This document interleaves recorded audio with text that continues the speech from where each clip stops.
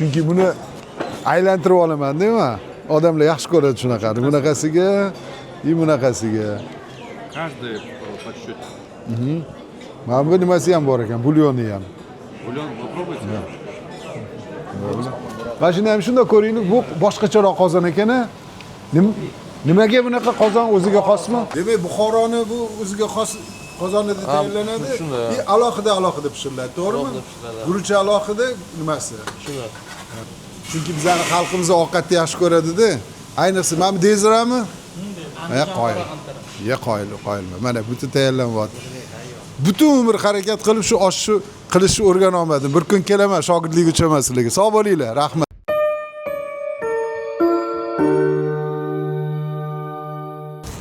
Hop, azizlar, mana O'zbekistonda Toshkentda mashhur bo'lish boshlagan osh muzeyiga keldik.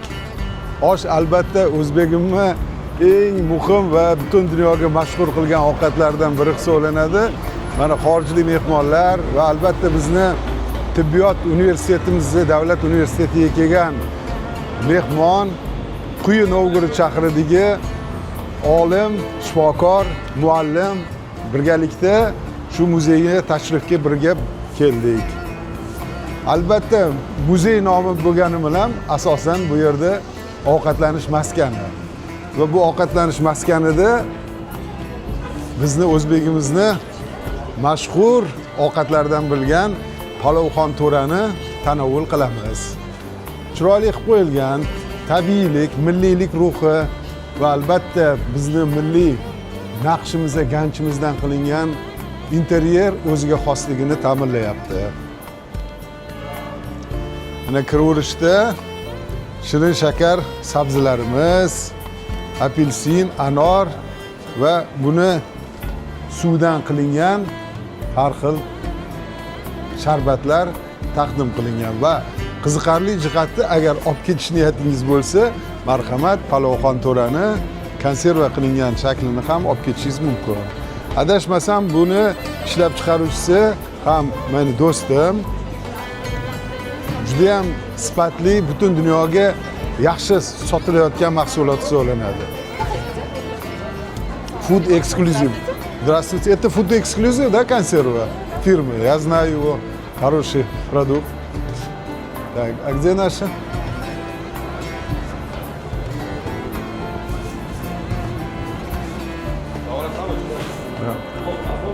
Да, конечно. Как готовят, да? Как в музее. Да. Mana bu yerda palovni tayyorlayotgan do'stlarimizga har doimgidek mana gigiyena qoidalari juda ham rioya qilinyapti. Qo'llariga qo'lqop kiygan holatda go'shtlarni maydalab beryapti. Baraka topsin. Zo'r. 5.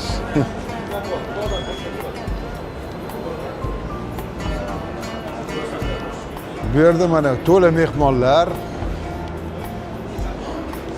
xorijdan kelgan mehmonlar va buni qarangki, oqar suv ham bor ekan. Yoshligimizda biz anxordirdik, anxorda cho'milar edik. Ana shu suv ham aynan shu hududdan oqib o'tayotgani juda ham yaxshi, chiroyli. Va alaykum salom, hormanglar, yaxshimisizlar? Mana bu yerda tanlov sizga imkoniyat beradi. Xohlagan guruchangiz, xohlasangiz chungara, alanga, devzira va shu kabi kenjo, mana kenjo, devzira. Men yaxshi ko'radiganim devzira. Xorazm guruchlaridan va buni taqdim qilingan joy ham arava. Qadimiy bizning aravamizni timsolida har xil guruchlar taqdim qilingan. Xohlasangiz mana bu yerda har xil sharbatlar, sirkalar, tabiiy ishlab chiqarilgan mahsulotlar sizga muntazir. Mana yigitlarimiz ham milliy kiyimlari bilan kiyinishgan, qo'llari ko'ksida. Baraka toping, o'zbegimni timsolini chiroyli ko'rsatib beryapsizlar. Baraka topinglar. Assalomu alaykum. Va alaykum salom. Rahmat. Akan o'zlari o'tirib. Yo'q. Assalomu alaykum. Hormanglar, yaxshimisizlar? Sizlar?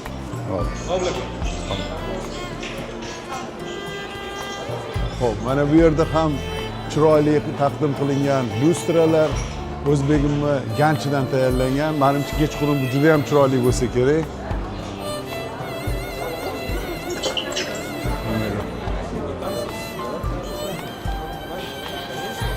Hormayli, va alaykum salom. Yaxshimisiz? Siz ruxsatinglar bilan olyapman. Sizlarga foydali bo'ladi. Menimcha. Men bu shunday anqorli suratga olib yoshlikni eslab mana shunaqa suvlar oqib o'tardi bizani Ko'kcha bilan Shopayez mahalladan va darvoza dirdik biza. Darvoza Oqlondan shunaqa suv oqib o'tardi. Biz yoshligimizda mazza qilib shu suvda cho'milardik. Nomlari ham bor edi. Bittasi Balozor deyilardi, bittasi Shashara deyilardi. Va shu yoshligimizni eslatadigan anqorni shu hududdan olib o'tilgani juda ham go'zal. Choyxonaga o'xshaydi ko'rinishlarida.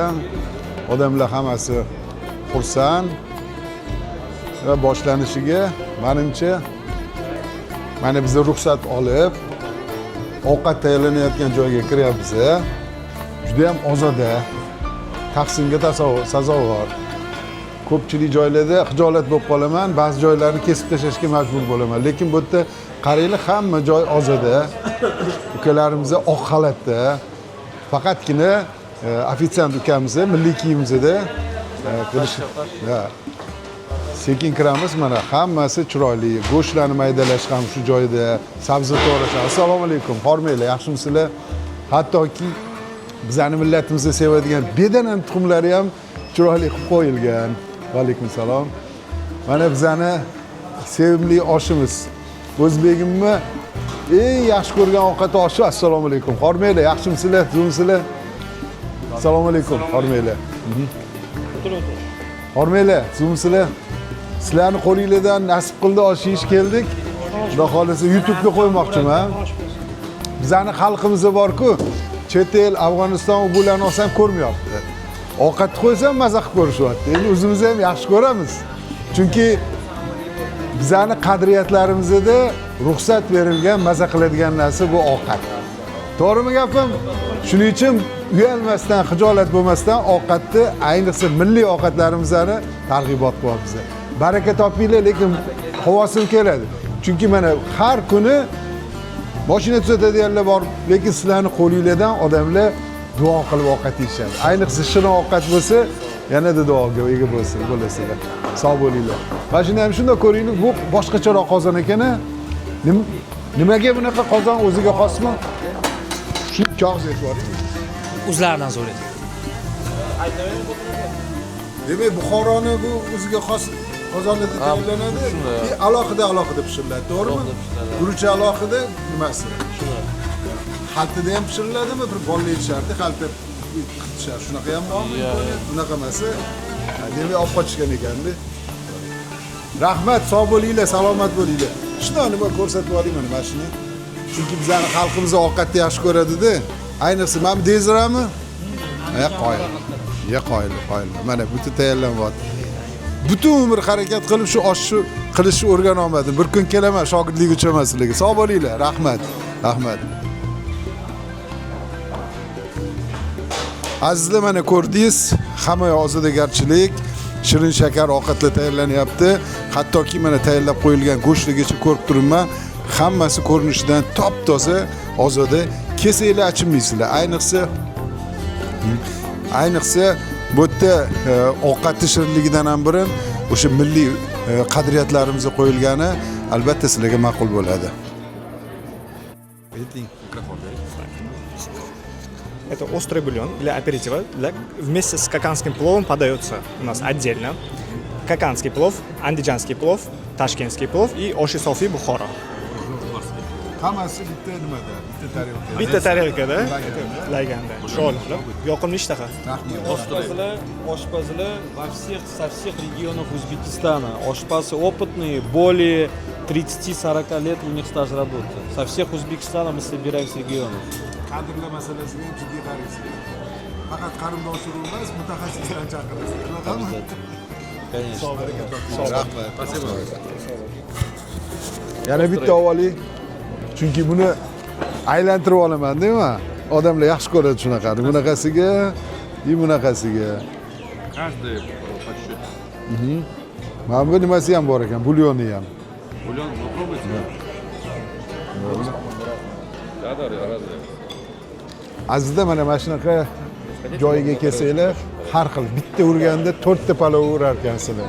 Shuning uchun tavsiya qilaman. Bu reklama emas, yurakdan, chunki yoqdi menga o'zbegimni yurtida shunaqa joylar ochilgani, o'zimizning xalqimiz uchun ham, mehmonlar uchun ham, turistlar uchun ham ma'qul bo'ladigan joy ochilgani menga ma'qul bo'ldi. Shuning uchun kelinglar, marhamat. Mana Yevropachasiga aloqada qilyaptilar mana. Biz endi o'zidan uraveramiz.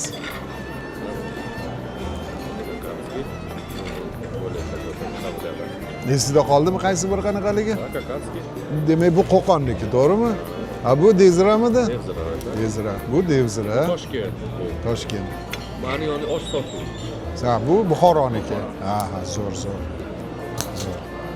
Я вам советую там нашими фирменными малосольными помидорами и огурчик. Обязательно. Bu ham brendi ya, o'zinglarniki. Qoyil, zo'r. Mana va nihoyat o'zbegim o'zini brendini targ'ibot qilishni boshladi. Hattoki salat ham, hattoki pomidori ham o'ziga xos. Kelinglar oshga. Endi o'zingiz yetib qo'ying, kelinglar oshdan. Обязательно kelinglar. O'zi plova. Ну, про ваши впечатления после плова поговорим. Да, обязательно. Я не буду мешать. Xalaqni berib o'tirmayman, mana sekin oshishni boshlayapmiz.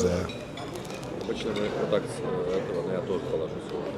Ну, говорить, что понравился ли вам узбекский плов, это будет, наверное, наивно. Все знают, любят узбекский плов, но тем не менее ваши впечатления. Узбекский плов, он же весь разный. Ферганский, ташкентский, самаркандский. И в каждом регионе он свой. Но весь плов действительно очень вкусный.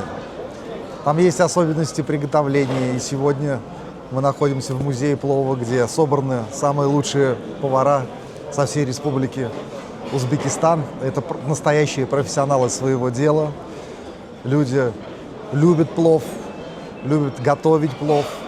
Ну а мы, как люди, которые приезжают сюда в гости, любим этот плов кушать, потому что он безумно вкусный. Все-таки я еще пару вопросов задам. Такой интригующий вопрос. Теперь вы, когда вспомните про Узбекистан, вспомните плов, или когда увидите плов, вспомните Узбекистан? В первую очередь, когда я вспомню Узбекистан, я вспомню людей, которые здесь живут. Потому что самое важное, самое главное – это люди. Люди, которые любят свою страну, любят свою культуру, многовековую, тысячелетнюю культуру. Ну и, конечно, которые любят плов, умеют его готовить со смаком, умеют готовить его со вкусом. Всегда очень тепло, дружелюбно встречающие своих гостей. Тем не менее, когда увидите плов, все равно хорошие, теплые воспоминания про Узбекистан будут. Я всегда, когда увижу плов и попробую плов где-то, буду думать, такой ли плов в Узбекистане. И я думаю, что только в Узбекистане такой классный плов. Последний вопрос касается нашей направления деятельности. Плов с точки зрения медицины. Полезно ли, если человек абсолютно здоровый человеку, и если даже человек, который после какого-нибудь заболевания восстанавливается, на мой взгляд, это полезно, никаких вопросов не возникает. Мне интересно ваш взгляд как ученого. Конечно, плов очень вкусная еда. Очень еда специфическая с точки зрения ингредиентов и продуктов. Она такая региональная, такого блюда больше нигде во всем мире не встретишь. Я думаю, что при правильном, умеренном употреблении плова в сочетании с овощами, вкуснейшими овощными салатами, которые здесь тоже предлагаются, несет только пользу и положительные эмоции.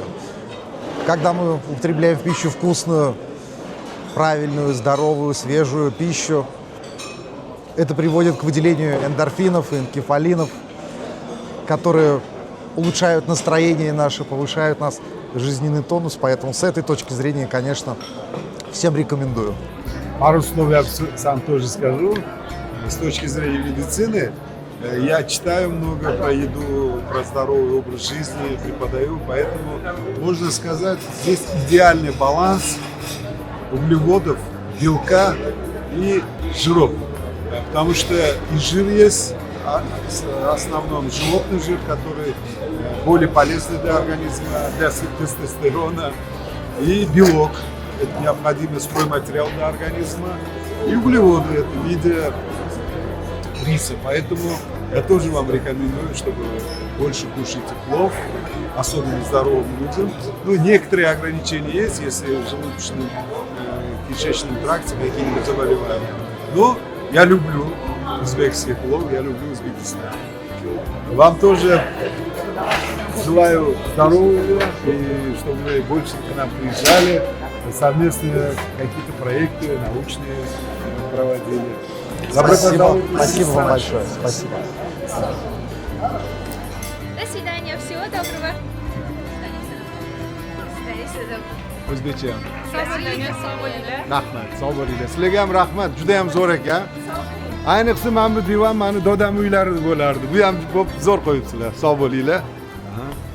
Mana bu yerda Qo'qon arava deyilardi. Mana bu yerda qadimgi Qo'qon aravada paxta bilan garmdorini qo'yib qo'yishibdi. Nima uchun bilasizmi do'stim?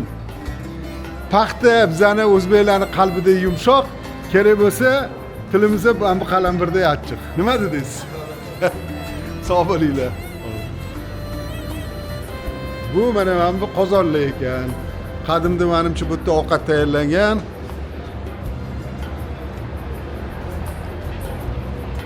Osh muzeyiga marhabo. Mana hattoki eshiklarimizni ham qadimiy tartibda ishlangan. Hatto LED chiroqlari ham qadimgi taxtaga integratsiya qilingan ekan. Palov muzeyi. Assalomu alaykum hurmatli yurtdoshlar. Mana Bobur aka aytgandek biz osh muzeyiga keldik. Bu muzeyda biz juda ham mazali tanovul qildik ovqatlarni. Palovni 5 xilini yedik. Undan tashqari xilma-xil salatlar va xilma-xil choylarni ichdik. Haqiqatdan juda bejirim, juda shirin, juda mazali qilishgan. Tavsiya qilamiz kelishga va Toshkentga mehmonlar kelsa, O'zbekistonga mehmonlar kelsa, albatta bu muzeyga olib kelinglar. Qo'yilgan narsani fikringizni bilmoqchi edim. Mana bizani qadimiy davlatimizda qadimgi zamonda bo'lgan nomi Qo'qon arava. Nimagadir birinchi Qo'qonda bo'lsa kerak. Shunda asosiy O'zbekistondagilarni transport vositasi bo'lgan. Otlarga tikilgan. Nima uchun siz fikringizcha qadimgi paxtalar va qalampir qo'yilgan? Sizni o'zingizni subyektiv fikringiz. Yaqinda, men subyektiv fikrim, yaqinda otamdan qolgan dalillar filmini ko'rdim. U filmda mana shu endi nima deydi, bizani o'zimizni yaqin tariximizni ko'rsatib o'tilgan. Bu yoqda agar ko'rgan bo'lsangiz yoki kitobini o'qigan bo'lsangiz, Chor Rossiyasi bosib kelganda bizlarni nimalarimiz shu endi e'tibor berdim. Ota-bobolarimiz xuddi shu aravada boshqa nimaga regionga o'tishgan, harakat qilishgan, harakatlanishgan. Bu yoqda mana ko'rib turibsiz, yana paxtalarni qo'yib qo'yishgan. Mana bu ham bizning tariximiz, bu bizning faxrimiz. Bizda mana ota-bobolarimiz, ona avlodlarimiz barchasi bu paxtani juda e'zozlashadi. Bejizga emas, mana shunday narsaga natijaga yetishimizga, bu natijaga kelishimizga baribir o'z rolini o'ynagan. Bu bizning oltinimiz, oq oltinimiz. Shuning uchun endi bu men subyektiv fikrim.